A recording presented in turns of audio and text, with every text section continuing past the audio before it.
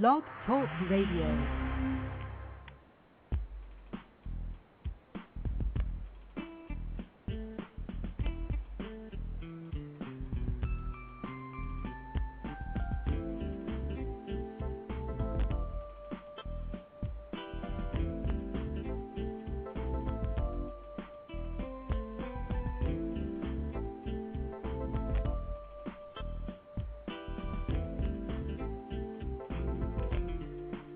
Hi, everyone, and welcome to Franchise Interviews, where we're asking the franchipreneur who owns one. I'm your host, Marty McDermott, with my co-host, Don Johnson. And if you ever dreamed of owning your own business, then you've come to the right place. We have a great show today. We're meeting with Chris McIntyre, president of EagleRider Franchise Opportunity. And EagleRider is the world's largest motorcycle rental and tour company, specializing in Harley-Davidson rentals, ATV rentals, dirt bike rentals, and watercraft rentals. And that's coming up in segment 2 of Franchise Interviews. So stick around because we got a great show.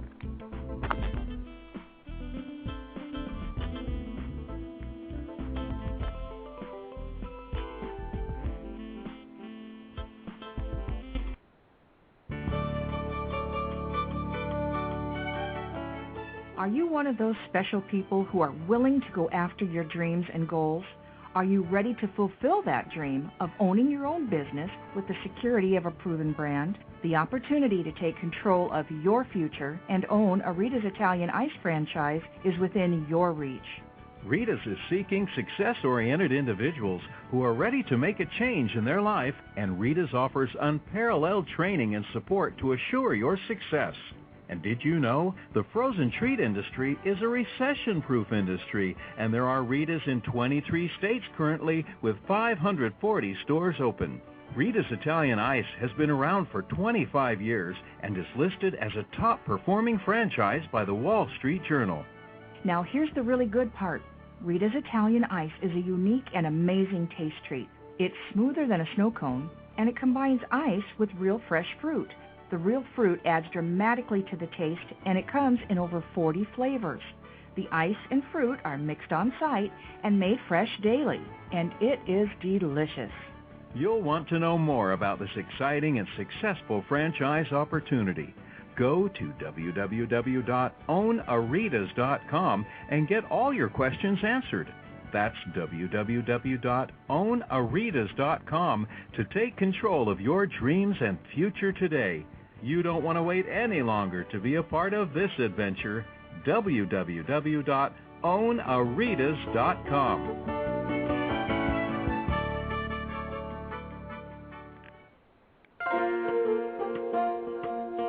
Who's helping build America one small business at a time? Franchise Inc., a free consulting service. For years, Franchise Inc., a national company, has been helping people franchise their business concept and help folks like you own a franchise. With over 2,500 franchise systems out there, it can be awfully confusing. Don't take chances with your future. At Franchise Inc., we've done the homework for you. We can help match your interests and background with the franchise that's right for you. And we only work with proven franchise systems with a solid reputation and track record of success. The consultants at Franchise Inc. can help you with your short and long-term wealth strategy. Give us a call today and we'll send you free our best-selling book, Solving the Puzzle of Owning a Franchise. Remember, it's not just owning a franchise, but finding the right one for you. Call us at 800-961-0420 for a quick consultation to discuss what's important to you, your business, and your future. The service is free. The book is free. What do you have to lose? Find the business that's right for you. Call Franchise Inc. at 800-961-0420. That's Franchise Inc. at 800-961-0420.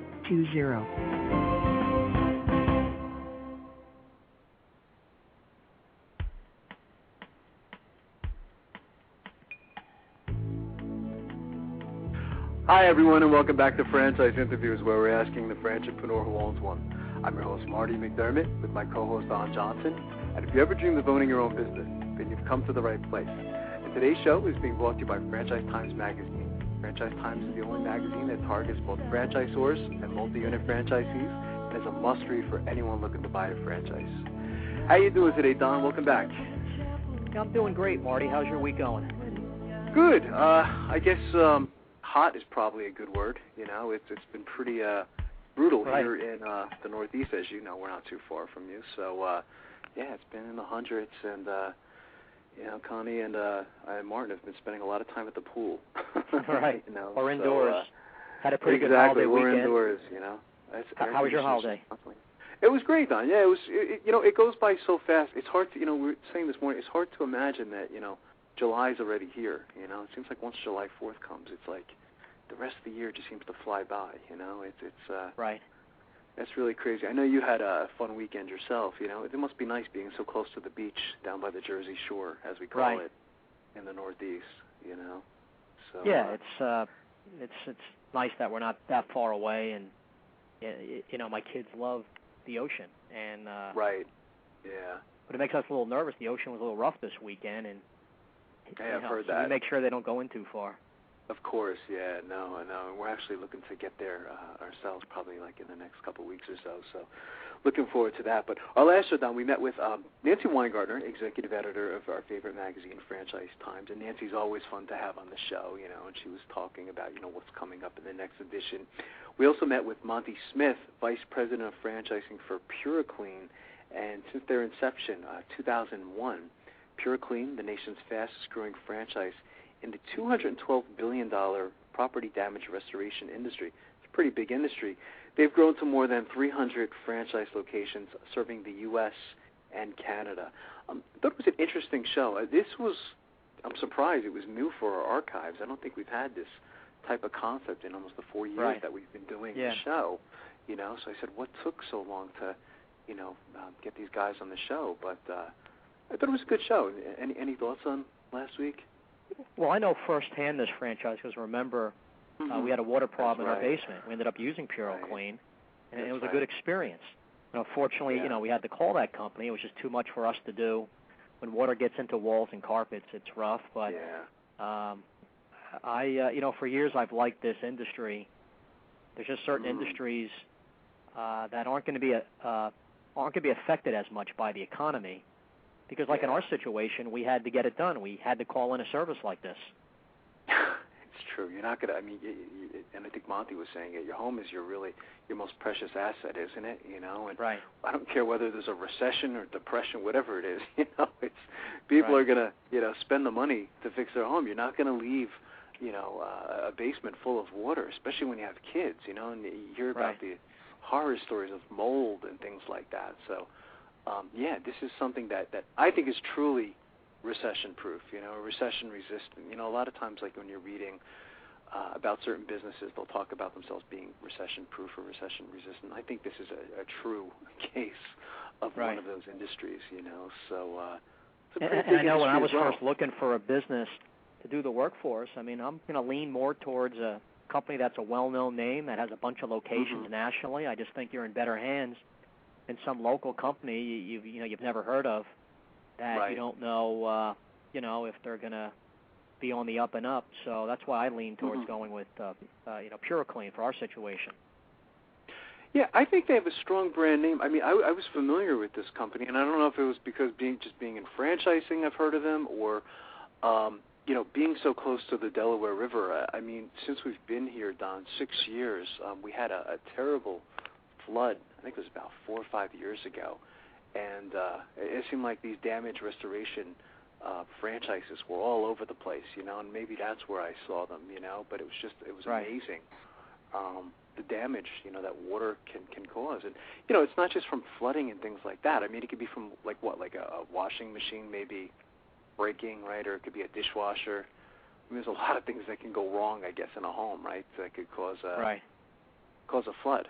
You know, so, but this isn't like, I think Monty was saying, it's not like a blue-collar franchise. I think sometimes, you know, people, it's funny, they have a perception of certain types of franchise opportunities. That's one of the things I love most about the show is we do give that up-close and behind-the-scenes look at the franchise.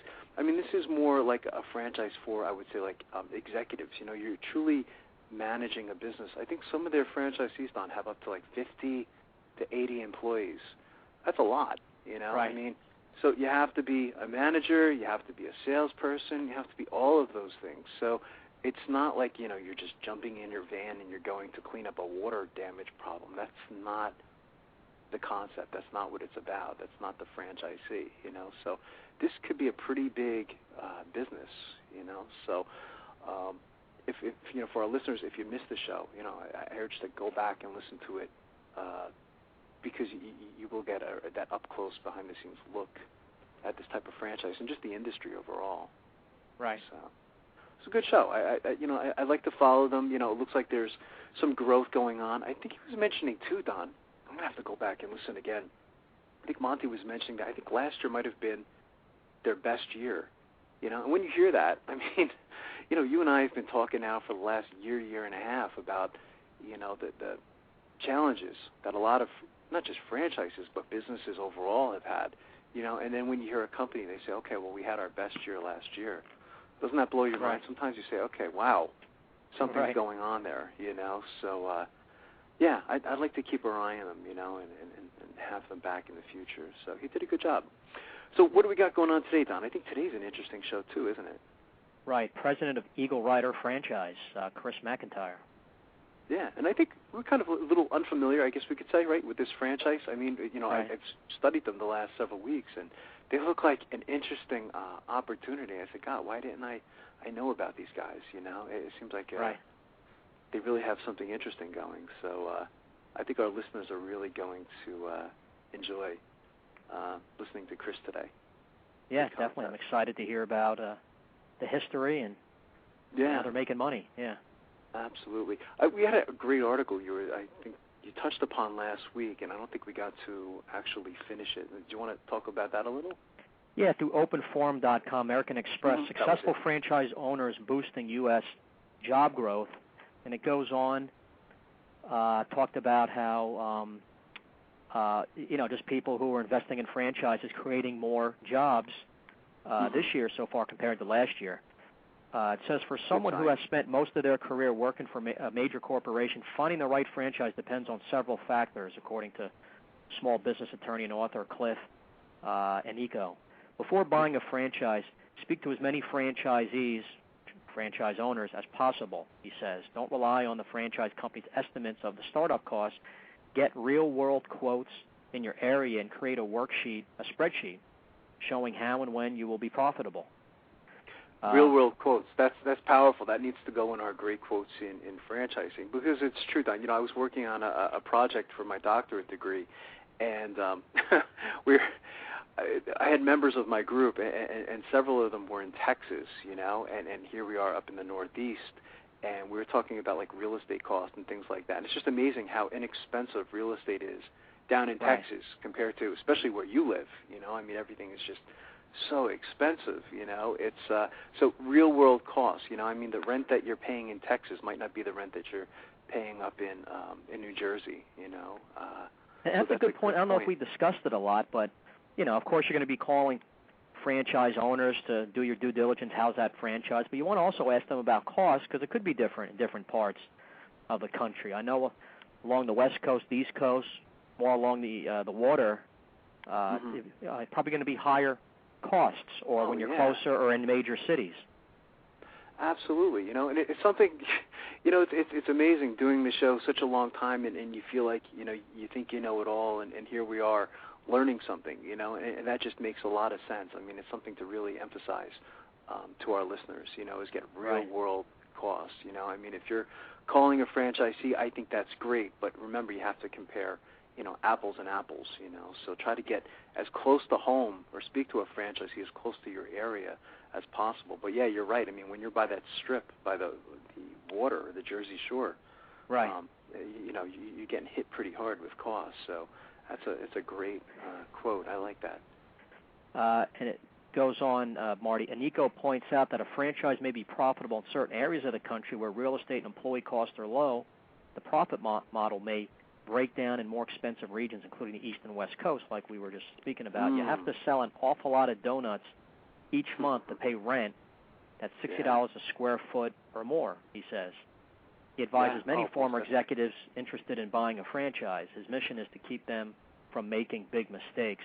A good attorney can help educate you on the risk of buying that particular business, he says. Although franchise fees are rarely negotiable, Nico said most franchise companies will, if pressed, provide a clarification letter explaining provisions in their contract that might be ambiguous, could be might be a useful document to have if you have to sue them down the road. So we've talked a lot over the years on the importance of having an attorney during the process. And a franchise attorney, too, Don, is something that we emphasize, too, specifically not just to, hire any attorney, but, yes, a franchise attorney. I know you have attorneys in your family, and they probably specialize in something specifically, and franchising is, again, you and I doing this 10 years now, it's a different animal. So, go with a franchise attorney.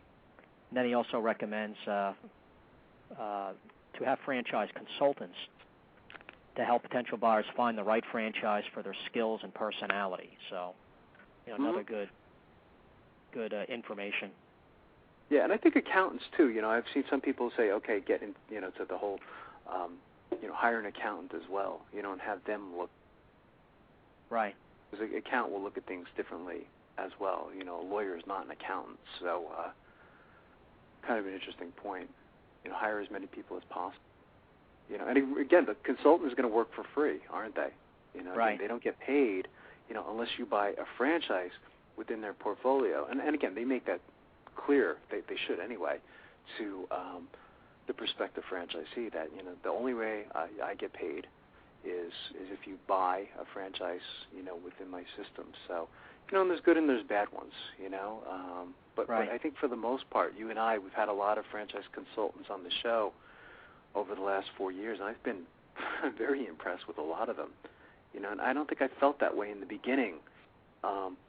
If you asked me 4 years ago when we started the show, I always had this perception that, the franchise consultant was going to steer you towards their franchises, and that was it. But, speaking to the guests that we've had on the show anyway, I haven't gotten that impression whatsoever, Right. So, yeah, definitely.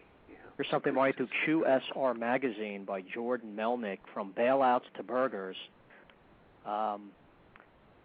Amid the global financial crisis, with the world's largest banks reporting losses in the billions of dollars, Dwayne Clark, a 24-year-old veteran of the commercial banking industry, did something he never expected to do. He opened a smoothie shop. I always swore I would never go into the restaurant business, he says. I always called it the beast. You live it, you drink it, you eat it. That's your life. But in October of 2009, he opened a tropical smoothie cafe in Panama City Beach, Florida. On June 12th, he opened a second location a little further north. At AmSouth Bank, now Regions Bank, Clark had helped Tropical Smoothie Cafe, which is based in Florida, get financing to open several locations. Over the years, he met the company's corporate officers and gained an understanding of how Tropical Smoothie operated. This was interesting. Wow. He was in banking, had helped with provide some financing, knew the ins and outs of the franchise, and then I guess when he looked to go in a different direction, invested in the franchise himself. He said, as a banker, Clark knew how to evaluate an investment. He concluded that a concept offering low-priced food and smoothies was a winner in a down economy. He also liked Tropical Smoothie's young, health-conscious customer base. But above all, he was looking for something steady after one of the most chaotic years in the history of global finance, when giant banks teetered and some, like Lehman Brothers, for example, toppled. The draw was the stability, and that quick service has shown such growth trends, Clark says. With a money background, Clark says he avoided a common mistake of the upstart restaurant operator incorrectly assessing costs. Most people getting into it don't understand the financing, and financing is crucial, he says. They don't know how to manage their cash. Patrice Rice, whose firm recruits for the hospitality industry, including Young Brands and Arby's, understands the appeal of the restaurant industry in the wake of the financial crisis. People with money are looking for ways to invest that can create income rather than gambling on the stability of the stock market, she says. They are buying restaurant franchises because it is a stable industry. And quick service in particular is an attractive investment because of the low startup and build-out costs, limited menus, and the potential to capture the breakfast, lunch, and dinner markets. While a finance background might help operators, restaurants and banks are very different animals, she says. You have to be smart enough to know what you don't know. If you're going to invest that money, invest in a strong director of operations who can tell you what needs to be done to be successful in this business. So this is it's interesting, you know. Yeah. It's you know, there's a couple things there, you know, as you're reading that article, Don, you know, that come to my attention. It's funny how many people say, you know, we have a lot of cases over the last 4 years of saying, God, I never thought I'd get into a food franchise or, you know, anything relating to food, and then they find themselves in that industry. You know, it is amazing. It's always a good sign too, you know, when these bankers, it must be interesting for some of these bankers. Sometimes I get this impression that, you know, somebody goes into a bank, you know, for a loan, and they present this particular franchise opportunity to, like, let's say, you know, the guy who's in charge of lending, and he looks at the numbers and he says, wow, you know, these numbers seem to make sense if they're true, you know, and I think a lot of them find out about the franchise that way as well, you know, so it is kind of interesting how they actually get into it. So here's another guy, John Cassidy, a former commercial lender with J.P. Morgan Chase and Bank of America, bought the first of his 6 Einstein Brothers bagels in Colorado in 2008. He says it was a coincidence that he left the financial industry on the eye of the catastrophe. We laugh about how I got out at the right time. He says that was not planned at all. But as a banker, he had worked with several quick serves, including Einstein Brothers, and had a detailed understanding of the business before he became a franchisee himself. Pretty interesting. Ex-bankers who have looked at different business models are either buying businesses or investing in franchises.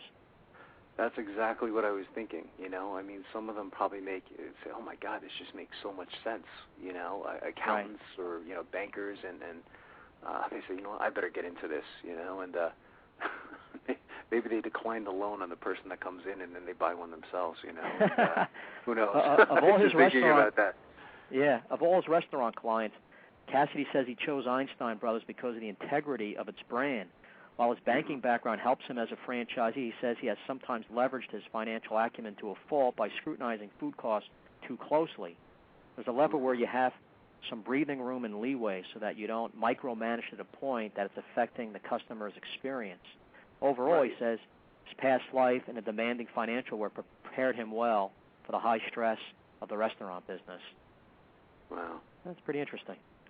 It is. It's a great article. I mean, both of them. You know, I think they bring up and make some great points. You know, so yeah, and I think some of those things are going to have to go into our great quotes in franchising podcast. So it's kind of interesting. Why don't we do this, Don? Our guest Chris hasn't called in yet, but I suspect he's going to call in a couple of minutes. So we'll play a couple quick commercials, and we'll be right back with more franchise interviews.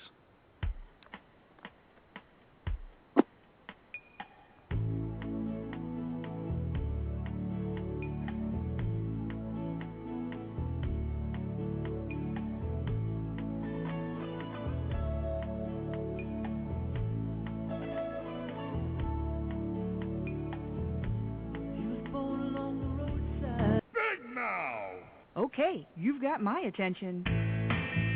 It's a rare event in the world of franchising when an opportunity comes your way that can and will thrive in almost any economic environment.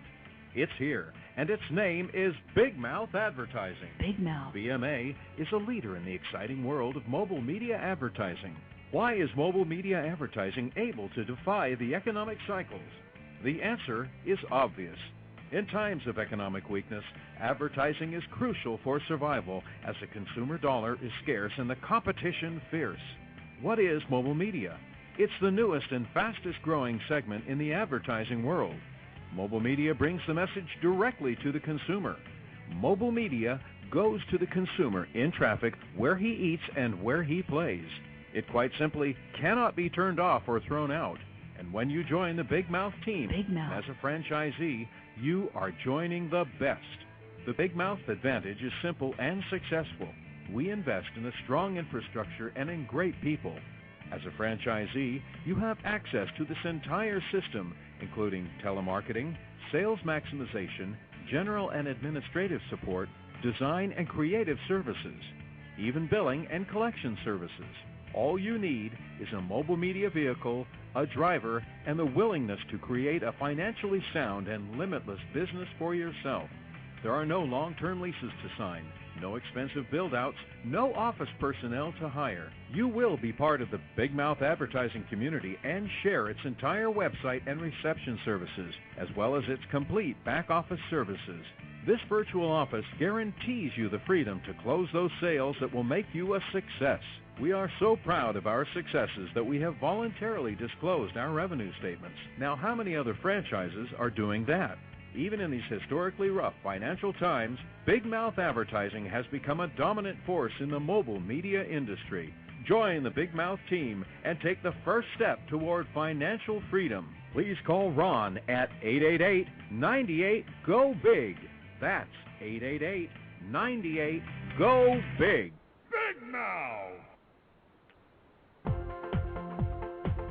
Need a business loan? Talk to Diamond Financial Services, the experts in franchise financing nationwide. Whether you're looking to start a franchise, acquire an existing franchise, or expand your territory through opening new locations, Diamond Financial stands by your side start to finish. From pre-qualification to packaging and presenting your application to securing a financial commitment, and through the loan closing process, Diamond Financial is there. While you're waiting, thousands of others are making their financial dreams come true. Don't wait any longer. Pre-qualify now by completing a confidential, no-obligation financial analysis. Let's face it, traditional banks just aren't in the business of financing small business.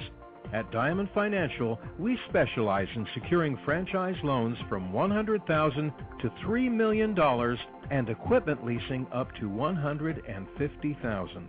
Let us help you get started. Go to www.franchisefunding.net or call 877-508-2274. That's franchisefunding.net, 877-508-2274.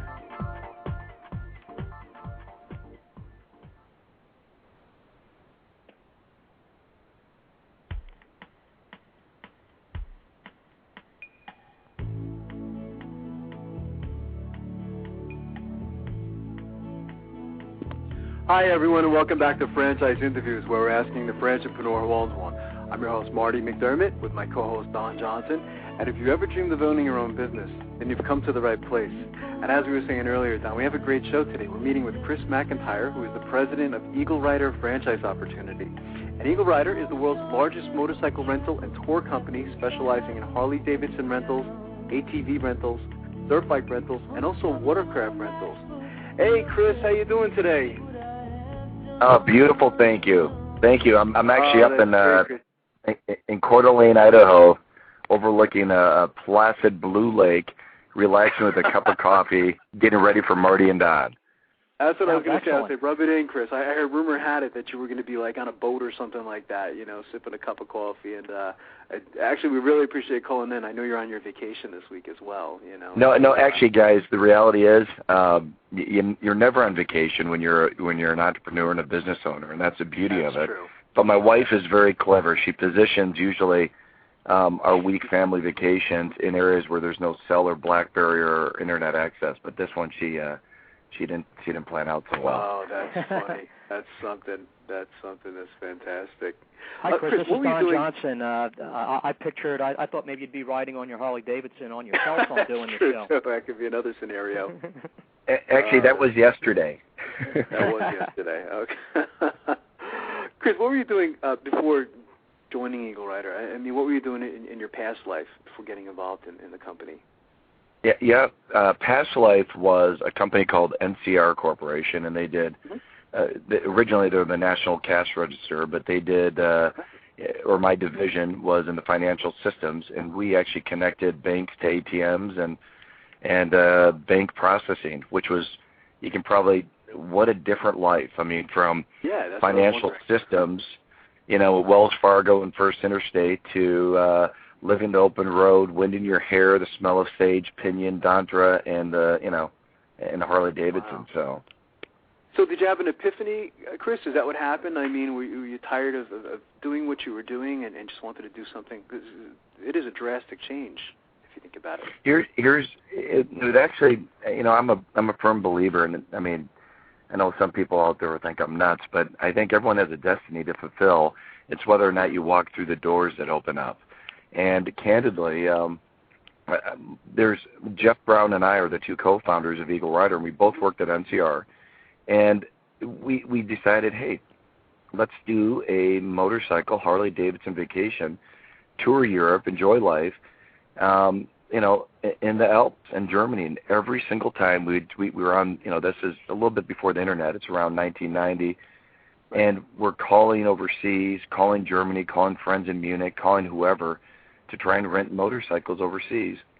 And the unanimous question back to us, it was like a rhetorical question, was, no, you can't do that, but where can we do that in America? Man, that would be the American dream. We would love to do that. And so it was out of our own really personal desires to do a trip and enjoy life. Yeah, and a lot of great businesses start that way.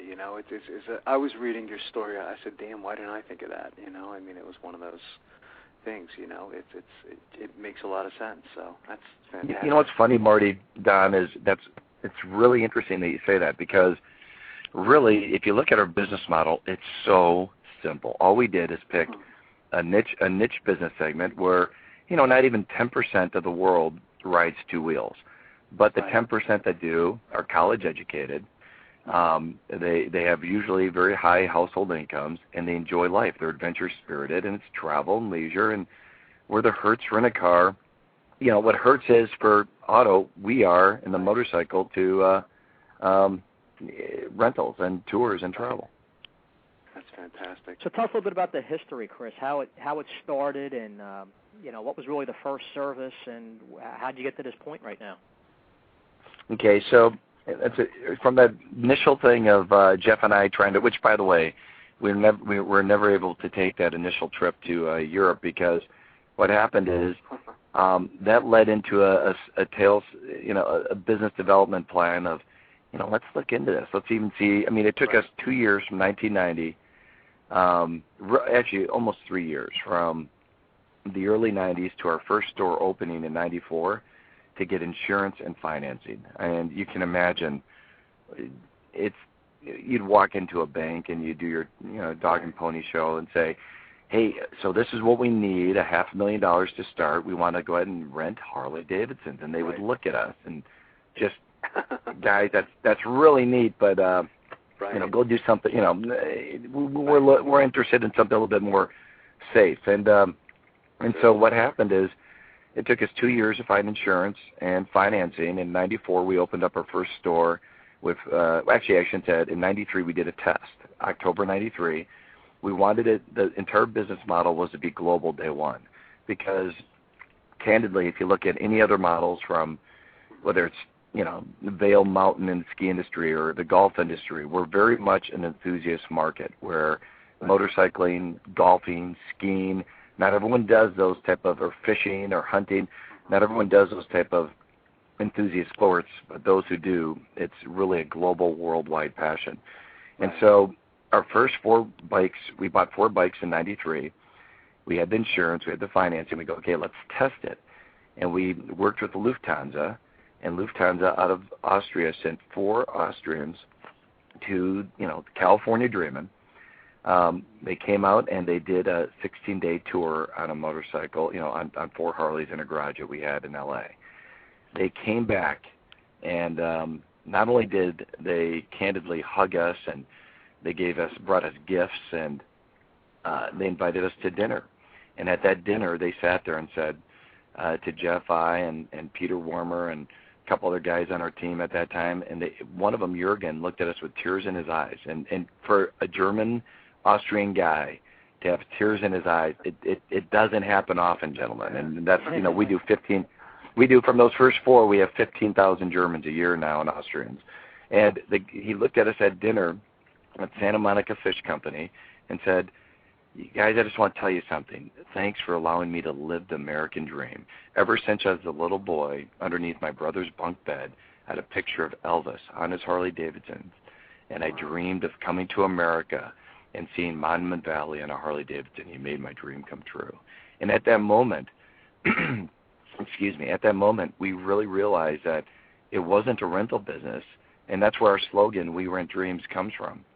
It was trademarked, 8 months after that, because we realized very quickly that we're more into delivering dreams and a niche vacation. And so that was the first the first 4 bikes. And then 94 we opened up L.A. 95 we took the profits, opened up San Francisco. 96 we opened up Orlando. 97 Chicago. And then at that point we're like, man, that took us 4 years, and we want to be in every tourist destination in the world that a motorcyclist would love to, love to ride. In South Africa for the World Cup, we wanted to be there, and candidly, that's when we went to franchising, because we thought, what a great way to scale. That's a great story, Don, isn't it? It's just it's inspirational. So the funny thing is, guys, those first 4 guys, I mean, the first 4 guys, the guys from Austria walking up to our humble little garage. And when I say garage, it was it was a garage, not even 200 square feet. They probably spent at that time, it was 93 of October. They probably spent almost 10,000 marks to come on this trip. And they came walking in, and they just looked at us, and the bikes were brand new, of course, and we're looking at them, looking them up and down, thinking, God, I hope they don't crash. God, I hope they don't steal these bikes. Right. This is it. And they're looking at us going, what did we just get involved in? And they went on this trip, and it was a metamorphosis. And that metamorphosis we see, we joke around and we call it an adult Disneyland. In every EagleRider location, our bathrooms will have changing areas and lockers put in, because you'll have, what was the last one I saw?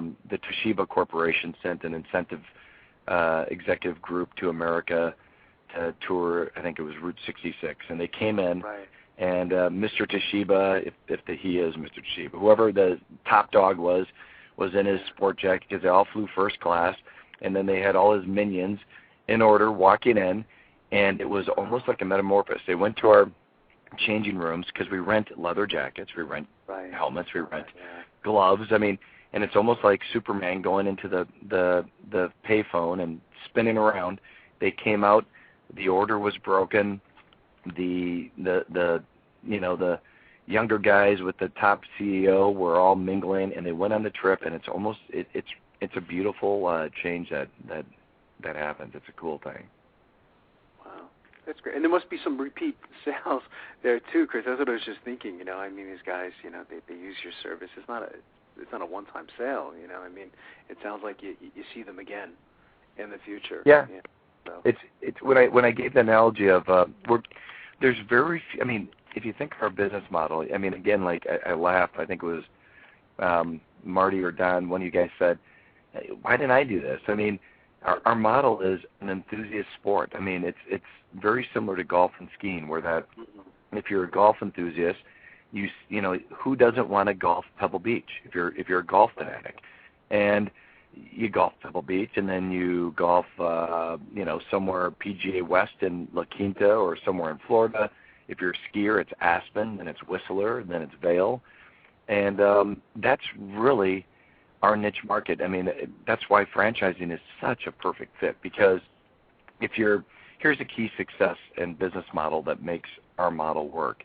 If you're, number one, you need a riding season. It's very difficult to rent motorcycles if you have a 1-month riding season and, pick at Antarctica. So you need a general season that you can rent motorcycles for, I'd say 8 months plus. And if it's a short season, then we look into a lot of, for example, our Green Bay, Wisconsin franchise, which is one of the Harley dealers up there. He actually rents ATVs in the off season because, again, you're thinking, why didn't I think of it? When people go hunting from in the northern Wisconsin, no one brings their ATV in the back of their pickup truck. They generally rent them, and so that's the off season marketplace to Harley rentals in the summer. And anyhow, that's our niche. Is we just like the ski industry has different mountains, and customer will say, I skied Vail, I skied Aspen, I skied Whistler. A motorcycle enthusiast goes, I rode Route 66, started in Chicago, ended in L.A. Right. I flew to, Miami and did Florida Keys. I flew to Branson, Missouri to see the beautiful, what a beautiful place, by the way.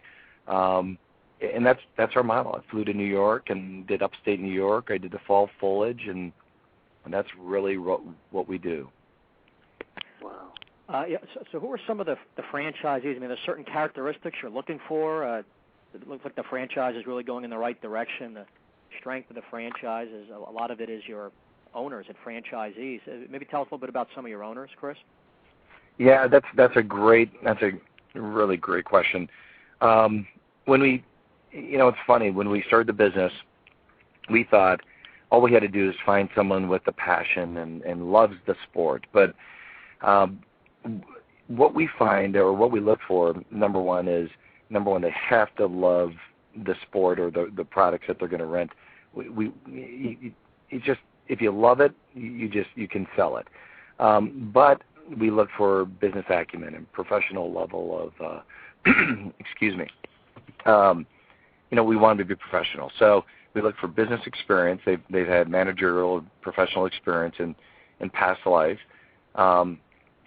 They love, if it's Harley-Davidson, they love Harley-Davidson. If they're into dirt bikes and they want to do a dirt bike rental or ATV rentals in Pismo Beach, for example, and that's their hobby, and sand dunes. I mean, that's what we look for. And then the third criteria is really financial strength, because whether it's ability to get funding through one of our financial sources that we offer them or another bank, that's key, because our business model is unfortunately pretty expensive. I mean, every Harley-Davidson you purchase is $15,000. So if you build a rental fleet of 100 bikes, it's $1.5 million. So it's not a small asset investment. Right. And technology, has that played a pretty big role in your business overall? Yeah, and that's maybe from the one beautiful thing that NCR brought to our table, I guess, is the understanding for systems, processes to be in place, and not only systems and processes for accounting, the basics, but truly in our business model, when we started it, the first thing we embarked upon was to look for a system, a rental system, that worked for motorcycles. And unfortunately, there's auto rental systems out there, but there wasn't a hourly rental or day rental system that would work for motorcycles and was unique to the motorcycle or power sport rental business. So we actually partnered with a software company that had experience in developing car rental and modified it, and that was probably one of the most important system infrastructures and technology that we have. And the beauty of that is, in the world of 2010, nothing works in this, at least in my opinion, unless you're connected to the right sales channels. And the right sales channels in the world of travel, which is really what we are. It's motorcycle tourism, it's power sports tourism, whether it's snowmobile rentals, that we do in Jackson Hole, or dirt bikes or Harleys, Hondas, BMWs, or Triumphs. I mean, that's really what we are. And to be connected, have that system connected to Expedia, Travelocity, Orbitz, our own website, which is an enormous sales driver to drive rentals and tours, and that all those worldwide sales channels, all those different currencies, from pound, euro, yen, dollar, all tied together into a central accounting system, was really, if I pat ourselves on the back, that's one thing that I do. I mean, on our technology. So. Yes. And how about the industry, Chris? I mean, it's again, this is something I want to say fairly new, but I mean, are there any numbers, any hard numbers yet as far as how big this industry is or how it's going to be in the future? Here's a great stat for you guys, and this will, you can, I guess we can all, I don't want to be the guy looking in the crystal ball, but, there's a reason I did this, and there's a reason we have a lot of franchisees jumping on board. If you look at the ski industry, which is very niche, very seasonal, tourism. Not everyone does it. Not everyone skis. You know, if you ask any of your friends, I mean, how many ski Black Diamond mountain slopes? I mean, you would sit in a room and who knows, maybe X number, minority would probably raise their hand. And we're very similar to that example. I mean, in 1940, you could count on one hand the number of ski mountains that were even in the U.S. I mean, Vail Corporation didn't exist. Whistler didn't exist. And there's more motorcyclists than there are skiers worldwide. And if you look at the emerging markets of India, China, I mean, the Chinese numbers will just blow you out. I mean, 98% are on two wheels, powered. Now, granted, some of them are powered motorcycles, but that's just a form of transportation. So when you add the green, I mean, we have a partnership with Piaggio, which makes a beautiful product called Vespa. You look at the environmental green scooter rentals. It's not too hard to figure that there's more motorcyclists than there are skiers. It's just simply developing the market and finding the right partners to really develop the franchise system. And slowly but surely, you start really building some head of steam. That's fantastic. Chris, we have to take a quick break. Are you able to stick around for another segment? Sure. Thanks, guys. I'm enjoying this thoroughly. Thank you. We'll be right back with more franchise interviews.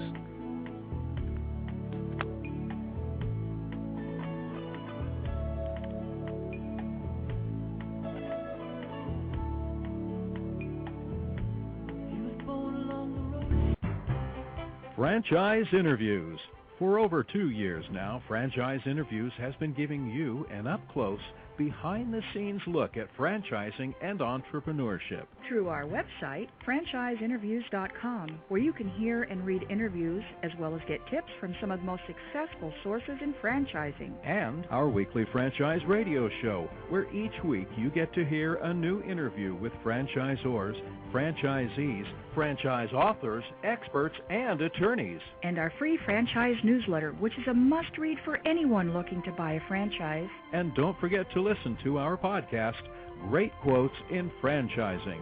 For more information, go to franchiseinterviews.com or call us at 610-905-2919. That's 610-905-2919.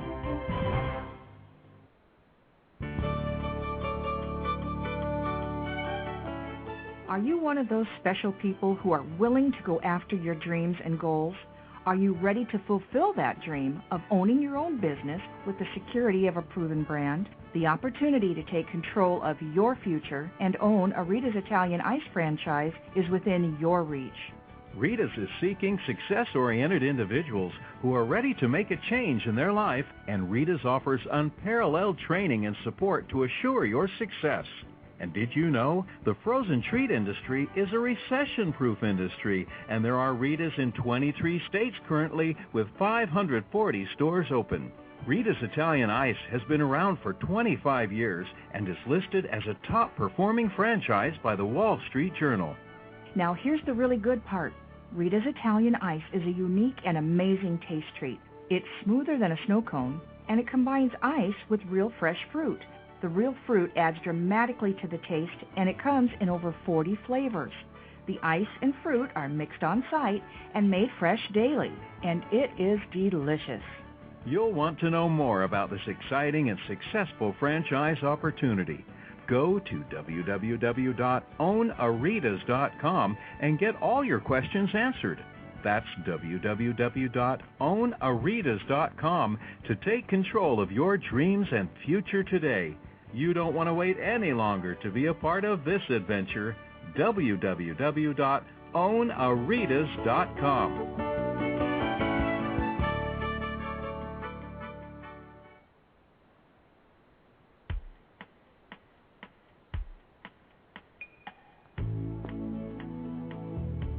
Hi, everyone, and welcome back to Franchise Interviews, where we're asking the franchipreneur who owns one. I'm your host, Marty McDermott, with my co-host, Don Johnson. And if you ever dreamed of owning your own business, then you've come to the right place. And we have a great show today. We're meeting with Chris McIntyre, the president of EagleRider Franchise Opportunity. And EagleRider is the world's largest motorcycle rental and tour company, specializing in Harley-Davidson rentals, ATV rentals, dirt bike rentals, and also Watercraft rentals. And Don, I think I'm up. Chris, next question I wanted to get to is when someone decides to come on board and become a franchisee, what's the training going to be like? How does that work? Sure. The training is pretty. I wouldn't say intense, but it's very thorough.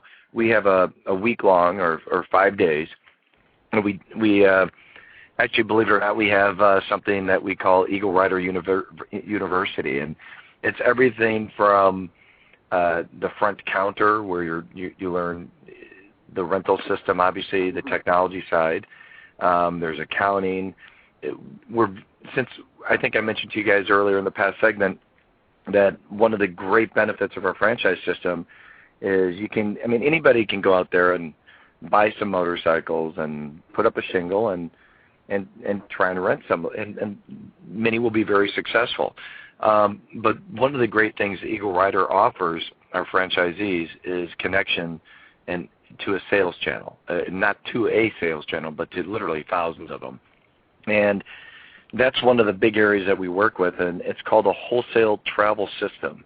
And everything from Virgin Holidays, which is a UK market, to Expedia, which is a US-based bookings that we supply, to DER and ADAC is a German automobile club. We're connected literally to 50-plus countries around the world.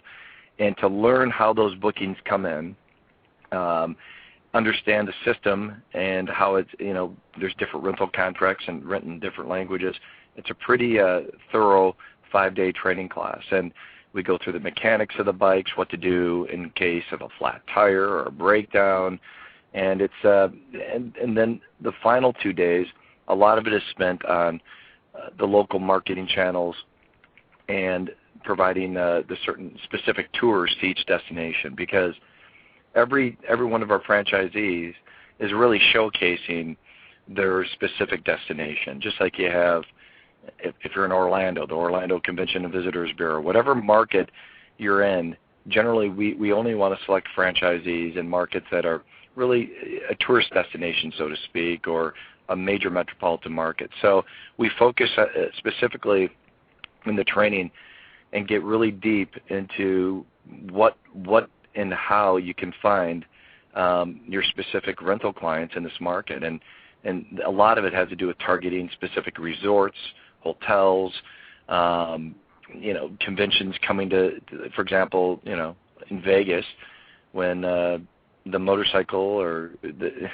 the sheet metal union is coming to the market, it's a lot easier if you know what hotels they're at to go ahead and market and put pieces of offers that you can rent a motorcycle when you arrive. So that's what we do. We spend a lot of detailed information on marketing systems, rental process, and the travel industry. And that's held in our corporate offices in LA. So the good part is when they arrive, we pick them up just like we'd pick up one of our rental customers in an EagleRider van. We actually check them into a motorcycle of their choice. So it's a pretty cool time. Not only do they do class, but every morning they get to ride on their Harley down Pacific Coast Highway, arrive at EagleRider University, spend 7-8 hours of training, and then they jump back on their bike and they ride with the rest of their classmates and the trainers and other people like executives in the company, and we'll usually go see a cool destination in Southern Cal each night. Sounds like a great way to really pick up some fast friends.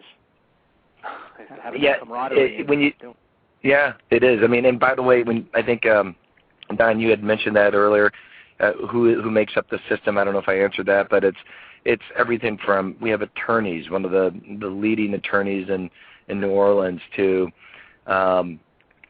retired guys from the defense industry, to motorcycle, honestly, mechanics, to enthusiasts, to ex-professionals in white-collar positions, and It's all walks of life. It's really pretty a cool business, and you're absolutely right. Most of the franchise network not only is great friends with each other, but we're great friends with, or I'm great friends with, because it's a certain trait, or everybody loves to hang with people that are fun and enjoy life and live life, and that just happens to be what our customers and our franchisees do. I mean, they've worked hard, and as we all know, no matter what you do in life, you're going to work very hard, and there's always a balancing act of, time with your family, whether it's spiritual or, personal, taking care of yourself, and then you have business, and a lot of time is spent building your business. And if you can combine something that you love, a hobby, and make a good living and build friendships, I mean, that's really what life's all about, and get your children involved, and you see people come with smiles and have fun. It's a real beautiful gift that was that came our way. So it's really very cool. Well put. Yeah. Very well said. It does seem like a fun franchise opportunity, Chris, as you're describing it. It's like I was thinking of, like, there are some franchise opportunities out there. Like, let's say like an automotive franchise where, the customer comes in and they have to pay a $1,000 bill, to fix their car, and when your customers are coming back, they must come back with smiles on their faces. I was just thinking of the story where you said that the one guy hugged you. I mean, it's just it must be rewarding at the same time, to put a smile on somebody's face. It really is. It really is. And actually, an interesting point about what you just said is a lot of our customers we'll do everything from rentals to we have day tours. For example, if you went to Seattle, you could rent a Vespa, and we have a GPS system that we literally put in the routing of a day tour. Here's where Pike's Market is, where they throw the fish. And it'll take you by the first Starbucks, and then along Alaska Highway, which is, or I think road, which is where all the ships are, cruise ships. And then to the same thing for what we call self-drive tours for the Harleys and the Hondas and the BMWs and the Triumphs, where that we have multiple day tours. So, and then of course we have guided. But the beauty is everybody just sees the best roads, the most beautiful spots, the most magnificent, peaks, and the roads going through the winding roads going through beautiful, magnificent national parks, and they come back and not only are they have smiles on their face, but they love the experience that they had so much that Harley-Davidson actually did some studies, and they took the data. And a couple years ago, they were coming back with some of the data saying that nearly one-third, and candidly, I was even questioning the data, that within a year, 30% of their customers that rented ended up purchasing a motorcycle or putting a motorcycle on order. Even if it was 5%, I mean, what a beautiful thing for a franchised OEM motorcycle or power sports dealer. If you get your butt in a seat, magically, if they have a great time, they end up purchasing it. So a lot of our franchisees happen to be motorcycle power sport dealers. Wow, that's fantastic. Chris, we have about 60 seconds. What's the best way for our listeners to get more information on becoming an EagleRider franchisee? Is there any websites they can go to, any phone numbers they can call? Yep, the best way to get a hold of us is send an email to franchise@EagleRider.com. Okay. Or go to EagleRider.com, and on the very top there's a franchise section. They can click on it and fill out some information on themselves, and one of our franchise developers will get back to them. Fantastic. And I want to thank you again, Chris. You've been a fantastic guest, and I think Don and I both agree you have a very fantastic franchise opportunity. We'd love to follow you guys and have you guys back in the near future and watch you guys continue to grow. I'd love to get you guys on a bike. Let's do the next one while we're on Harleys, cruising through a beautiful park. I want to see these beautiful roads around the country, yeah. Exactly, I know it. Come on, simulcast, guys. This is the world of 21st century. Yep. That's right. Thanks, guys. Thanks again, Chris. Have a great day. Great show, huh, Don? Yeah, Chris did a great job of explaining everything. Very good speaker, and interesting franchise. So much can be franchised. I'm not surprised this type of business could be franchised. Seem like the franchisees really love what they're doing. Well, that's what I was thinking is, you know, I mean, it's a franchisee that gets to put a smile on someone's face, you know what I mean? It's just, it does. It seems very rewarding, you know, and it is one of those things. As he's telling the story, you say, damn, why didn't I think of that? You know, I mean, it just makes so much sense. So, you know, so good for him, you know. It's great to see that they're doing so well, you know. So, but good job on segment 1, Don. And for our listeners, go to franchiseinterviews.com where you can hear over 170 interviews in the last 4 years. Go to gofranchise.com, franchisefunding.net, and I'll be talking to you next week for another great show, Don. Excellent. Have a great day. Have a great day, everyone. Thanks for listening.